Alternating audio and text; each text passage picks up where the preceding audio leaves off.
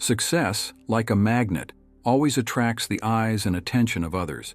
And while the curiosity of ordinary citizens is understandable, it's much more dangerous when the wealth accumulated through years of hard work attracts the attention of criminals seeking easy prey. Today, we'll tell you about the insidious betrayals that have been troubling journalists and ordinary people alike for many years. Hampton is a fashionable seaside resort located on the east coast of Long Island. This is where the wealthiest residents of New York State live. It's usually a quiet place where the crime rate is practically zero. However, in 2001, the first murder in 2 decades took place here, so brutal that it shocked the entire county, disrupting the long-standing peace. In the prestigious area of East Hampton Village, just a few minutes' walk from the ocean, stood a luxurious mansion belonging to a wealthy man. However, even the advantages of such a location could not protect its inhabitants from the tragic events. The news of this tragedy turned out to be so shocking that it didn't leave the front pages of local media for another 3 years. After all, it was about the brutal murder of a famous and wealthy man. Ted Ammon was an extraordinary person. This very rich man achieved everything through his own efforts and intelligence, rising from the very bottom. He never shied away from his roots, although success could easily have gone to his head, as often happens. The future millionaire was born and raised in a typical provincial middle-class family. After high school, he entered university, where he focused on studying economics while playing for the student lacrosse team. From a young age, Ted stood out for his strong build, attractive appearance, and determination. He seemed like a typical small-town boy, if not for his phenomenal abilities in almost everything. Ted demonstrated remarkable intelligence, which allowed him to achieve outstanding success in his studies. This enabled him to get a prestigious job in the early 80s. The young specialist focused on leveraged buyouts of companies. Gradually, thanks to his hard work, he managed to become one of the leading experts in this field.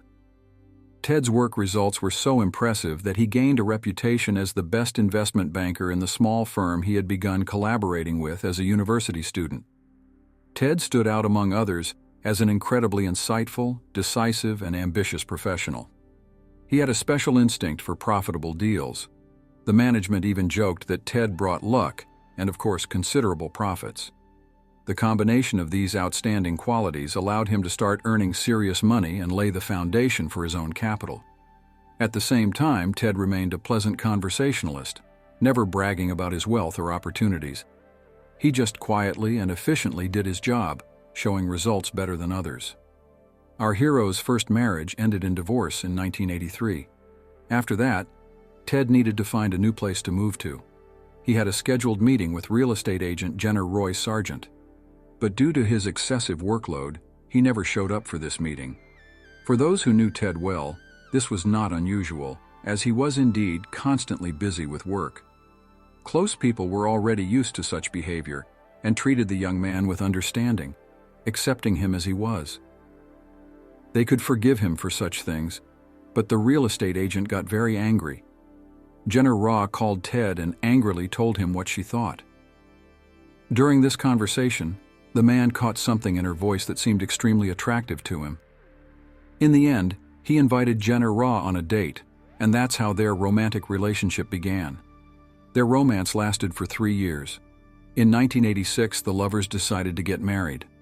At first, it was a very happy union, but over time, their feelings began to fade. That same year, our hero became a key figure in the biggest deal of the decade. He moved to work in a larger company. It was then that a leveraged buyout deal worth $26 billion was made. This operation brought considerable profit, part of which went to the hero of our story. By 1992, Ted had accumulated enough experience and decided to start his own business, using the startup capital he had earned.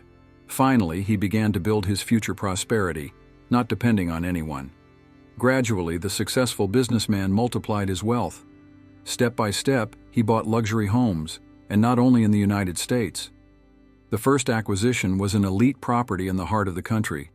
Then a townhouse in Manhattan was purchased. Another estate worth $6 million was bought by Ted in Surrey, England. It was a huge mansion with over 50 rooms. Around $100,000 was spent annually on the maintenance of all this real estate. But our hero could afford such expenses. Wealth did not make Ted greedy. He was always engaged in charity work. Throughout his life, the man donated about $15 million to his alma mater. Later, the wealthy businessman created his own Children's Aid Foundation, which he included in his will. Of course, all this made a big impression on Jenner Ra. She gladly accepted this luxurious lifestyle, which was strikingly different from everything the woman had been used to since her youth. She didn't even know much about her father. All she knew was that he was an Italian sailor. Her mother had gone to Italy, had an affair with this serviceman, the result of which was the birth of a girl. When Jenner Ra was 10 years old, her mother died of cancer, and her father finally showed up, so the girl began to wander through different foster families. Of course, it was a very difficult period, full of fear and despair, which she didn't even want to remember. Now Jenner Ra saw the other side of life, the luxury and glitter of wealth. The man bought a chic mansion in the prestigious area of East Hampton Village. It was an English manor-style estate with 6 bedrooms, 7 bathrooms, a modern kitchen, conservatory, gym, and library. The mansion grounds also had a heated swimming pool with a small guest house. All this luxury was located on a plot of land of 90 acres which boasted its own pond. Despite her wealthy life, Jenner Ra did not forget her roots. Like her husband, she remembered the past and helped people. The woman even dared to adopt 11-year-old twins, as the couple could not have their own children. With this act, Jenner Ra sought to protect these children from the hardships of life that she herself had once had to go through. The couple's adopted sons were named Oleg and Gregory.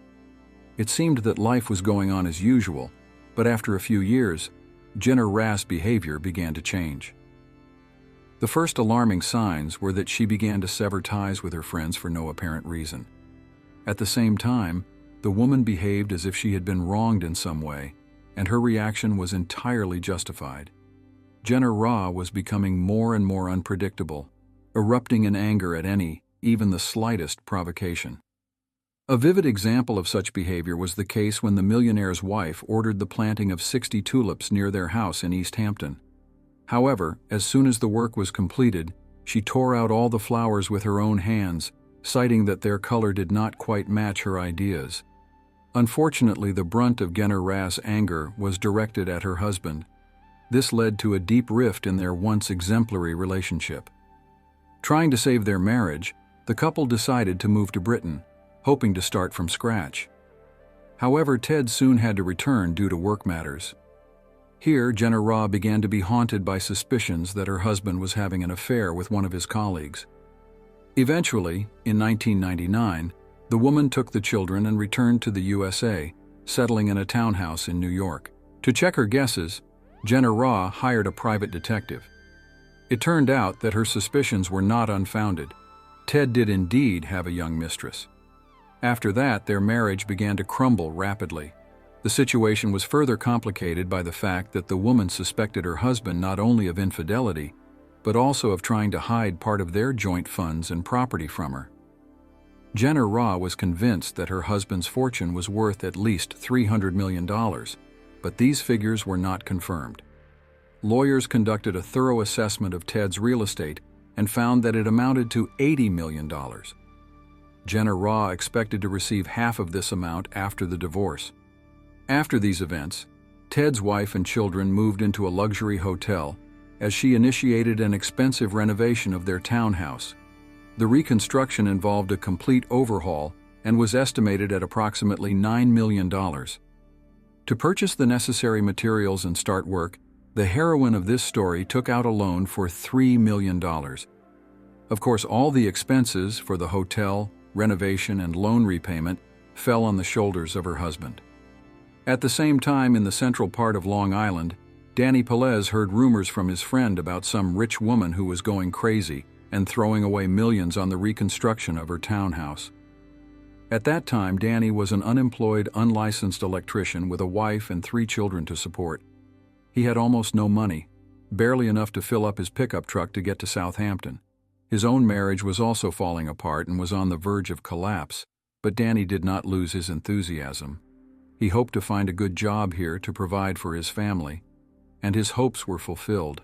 the wealthy millionaire's wife immediately noticed him and hired him. A romantic relationship quickly developed between them.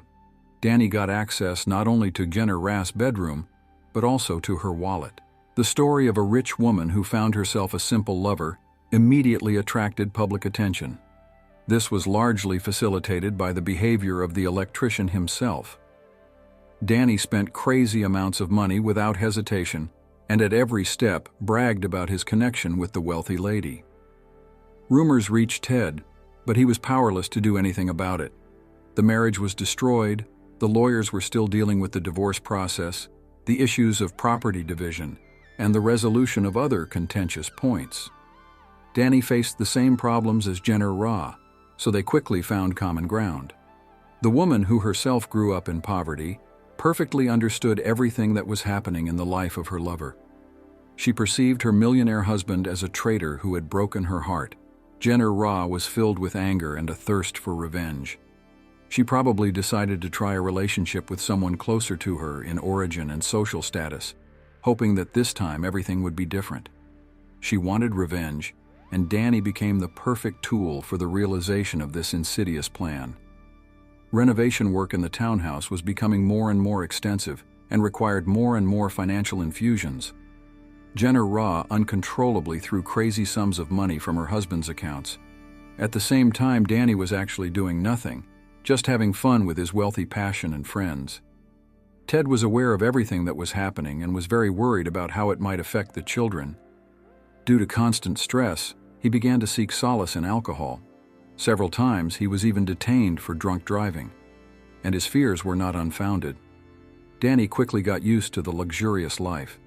He gave generous tips of $100 in restaurants, and after meetings with friends, he put out bills to his rich lover for several thousand. The man considered his relationship with Jenner Ra a real gift of fate, comparing them to a lottery jackpot. At the same time, it seemed that he did not take her seriously and behaved like a typical dependent. By the summer of 2001, the lover had actually completely taken Ted's place in the life of his millionaire wife, although the divorce process had not yet been completed. Danny lived with her in the East Hampton estate, driving Ted's premium cars. One time he was even arrested for drunk driving.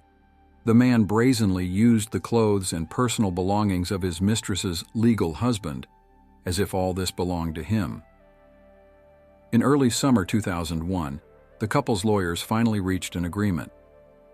Calculations showed that after paying off debts, paying for repairs, and paying taxes, Ted would have about $46 million at his disposal. His wife was to receive half of this amount immediately after the divorce was finalized, but at that point, even that was not enough for her anymore. When all the issues were settled and only some bureaucratic formalities remained, a ray of hope appeared in Ted's life. Friends and relatives noted that the businessman had noticeably cheered up. He had a new companion with whom he was ready to start a new stage in his life. Despite his 52 years and the most difficult period in his life, Ted remained energetic. He looked remarkably young for his age. On Saturday, October 20th, 2001, Ted got behind the wheel of his Porsche and drove to a restaurant. After dinner, he walked along the shore, enjoying a phone conversation with his new companion. Only late in the evening did he return to his estate in East Hampton. After that, there was no news from him. The following Monday, Ted was expected at the office, where an important business meeting was scheduled.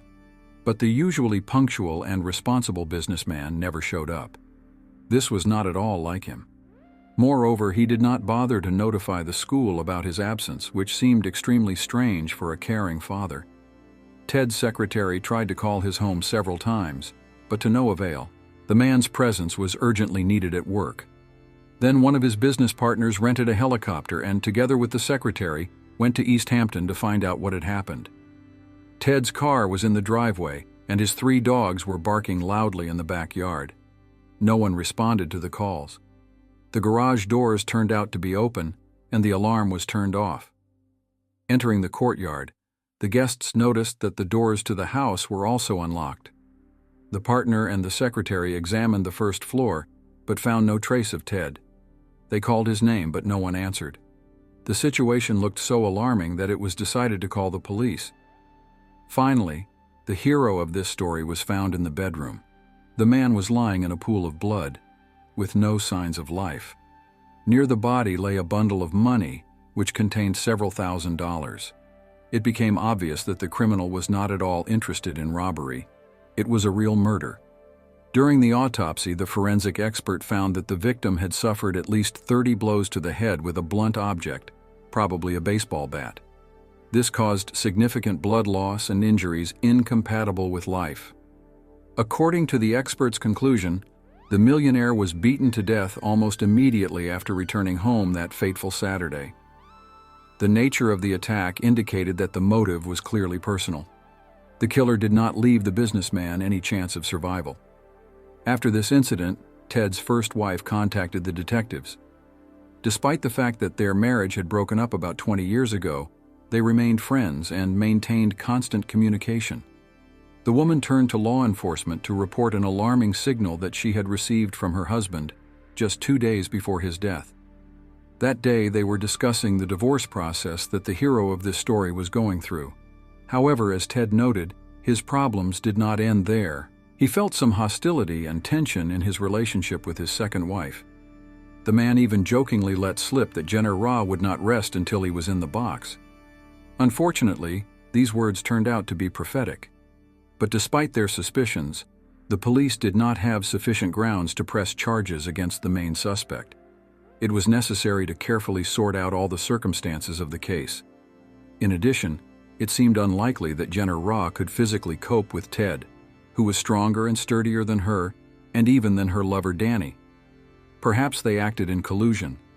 So the investigators focused their attention on the likely main suspects, Jenner Raw and her partner. However, no traces of this pair were found at the crime scene. The murder weapon was also missing, as were fingerprints or other physical evidence. Forensic scientists worked tirelessly for several weeks, but their efforts yielded no results. In mid-November 2001, lawyers disclosed Ted's will. It turned out that the document was last updated back in 1995. It was expected that the will would be changed after the divorce, but the relevant papers were still with the lawyers and were being prepared for signing. Ted did not have time to complete and sign these documents. According to the new will, in the event of the death of the ex-husband, Jenner Raw was to be deprived of any privileges. But since the document was not finalized, the woman received half of the fortune. The other half went to charity, to Ted's foundation. In fact, this was a strong motive for murder.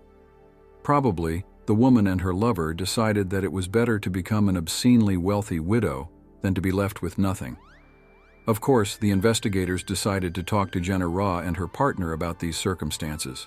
However, when the millionaire's ex-wife and her lover met with law enforcement officials, they categorically refused to cooperate. The couple locked themselves in the mansion, refusing to go outside, and hired a team of the most experienced lawyers. Everything that happened was widely covered in the media. Lawyers strongly advised to avoid any contact with journalists, but the couple of newly minted millionaires ignored this advice. Instead, Danny hastily divorced his wife and married Jenner Raw the very next day. She did not at all look like a woman grieving over a loss.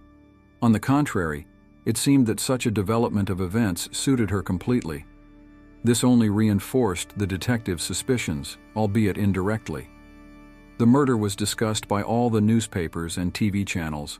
All of America closely followed the course of events. Even the active work of the couple's lawyers, who were looking for ways to protect their clients from investigation and trial, was criticized. During this period, Danny and his children moved to another mansion, which also became the property of the millionaire's second wife. Danny carelessly spent money here, buying expensive cars and yachts, flying to Las Vegas whenever he wanted, spending thousands of dollars there in one evening. To the couple's luck, this life of leisure lasted no more than a month. Danny was forced to return to Long Island to appear in court for drunk driving. Of course, this was just a ruse, as law enforcement officials feared that the suspect might try to escape and hide in another country. Apparently, Danny couldn't keep his mouth shut. He enjoyed the media attention. even if it was about his alleged involvement in something horrific. However, he had never been known for his restraint. His wife settled with him in the residence in East Hampton. Neighbors complained that they heard loud sounds of partying and drunken shouting from there almost every night. Jenner Raw was increasingly seen drunk and in an indecent state. She was becoming a disgrace to the local privileged community. The situation deteriorated by May 2002. The woman began to experience regular fainting spells, and a month later, Jenner Raw was diagnosed with late-stage breast cancer. The woman began a course of chemotherapy, while Danny pleaded guilty to drunk driving. For this, the man was sentenced to a year in prison. He was released in June 2003 and hoped that the story with Ted would gradually settle down. However, the investigation did not stop all this time and continued to remain the focus of media attention.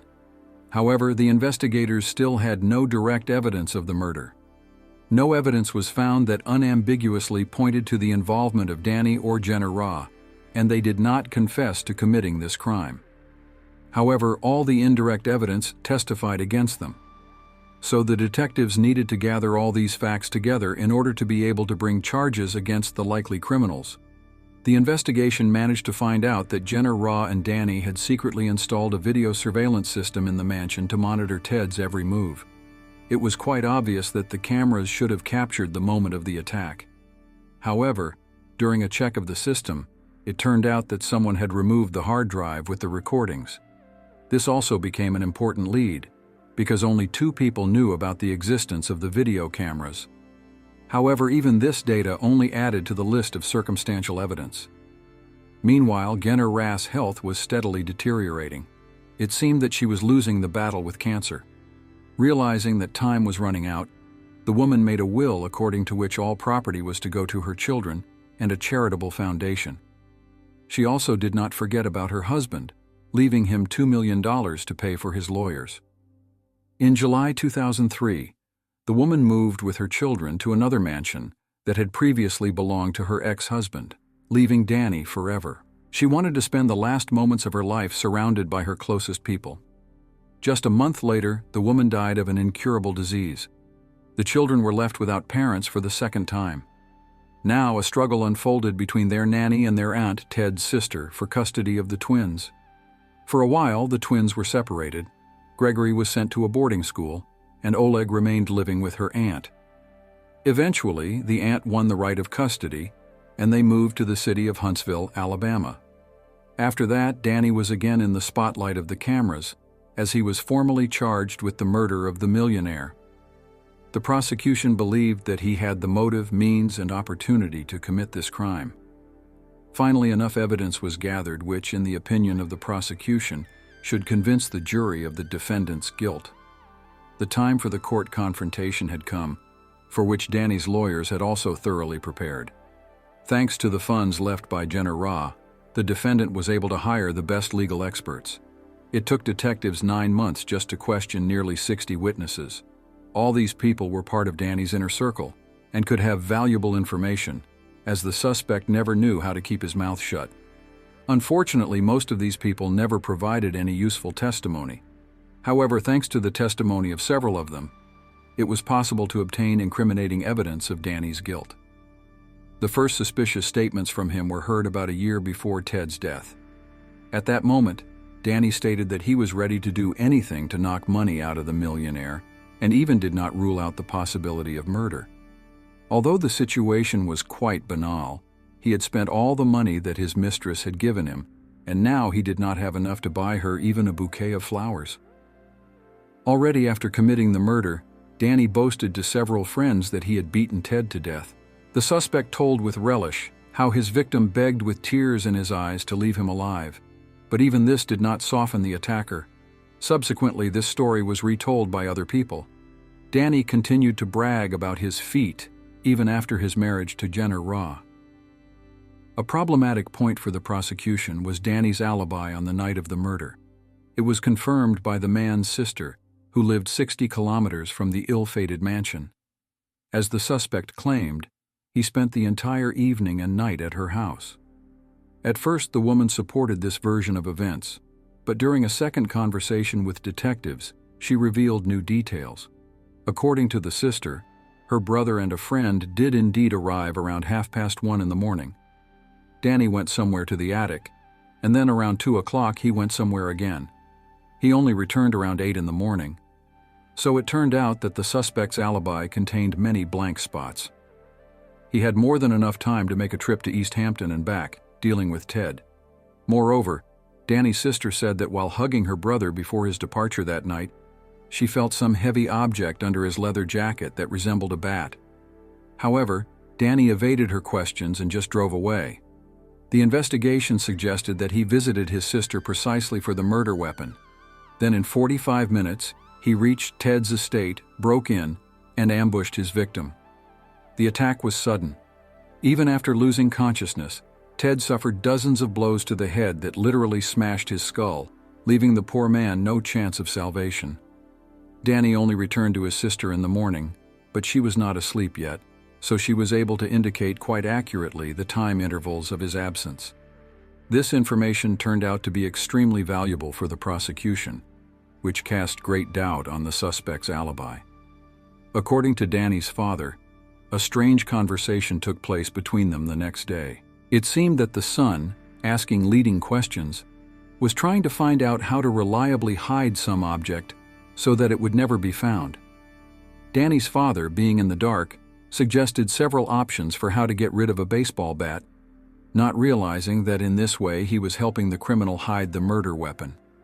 Among the proposed ideas were sending it for recycling and throwing it in the trash. Unfortunately, none of these guesses yielded results, and the alleged baseball bat remained undiscovered. The prosecution had gathered enough circumstantial evidence, and the detectives decided to make one last attempt to talk to Danny before bringing formal charges. They hoped to get a confession, and even offered a deal. However, on March 23, 2004, almost 2.5 years after the murder, Danny still did not confess to the crime, despite the expectations of the media and the concerned public. Danny was charged with second-degree murder, for which he could receive a sentence of 25 years to life in prison. On the day of the court hearing, the prosecution had 2 new witnesses who had heard the killer's confession after the attack. They turned out to be prisoners with whom Danny was serving time while awaiting trial. The prosecution used their testimony to obtain recordings of the defendant's words. According to the criminal's eloquent story, an enraged Danny attacked Ted with a baseball bat and methodically beat him, seeking to break every bone in the victim's body. It also became known that the defendant was trying to intimidate trial participants and influence the jury. Having learned who would act on the part of the prosecution at the trial, Danny threatened the prosecutor's children. The prosecution also learned that Danny often used a stun gun, which he jokingly beat his friends with. Traces of a similar device were found on Ted's body. Probably since the millionaire was a little bigger than his killer, Danny thus equalized the chances, first knocking the victim off his feet. The trial became even more intense when one of the defense witnesses revealed shocking information about Ted's personal life. According to his testimony, the millionaire was dating several women at the same time. The lawyers used this story to show that the circle of potential suspects could be much wider, because Ted's indiscriminate affairs could have brought anyone into his home. The next unexpected twist was Danny's own decision to speak in his own defense. This turned into a 5-hour confrontation with the prosecutor, known for his tough character. Dozens of journalists followed the course of events intently, whose presence greatly annoyed the defendant. During the hearings, the lawyers tried to shift the blame to Jenner Ra, the millionaire's second wife. Danny admitted that she once offered him to kill Ted, but he refused. The defense used these words to sow doubts in the jury and point to Jenner Ra as a possible killer. However, it will never be possible to establish whether she was really involved in the crime and what role she played in this bloody drama.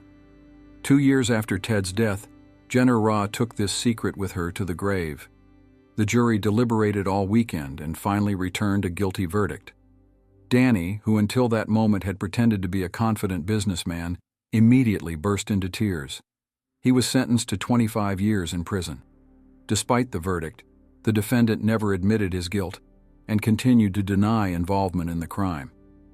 Many years after the tragedy, Ted's adopted children put the abandoned house in East Hampton up for sale for $12 million.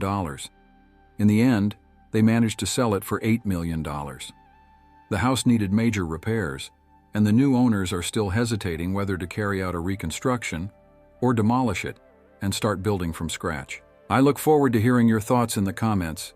Don't forget to subscribe to the channel and hit the like button. Until next time, friends.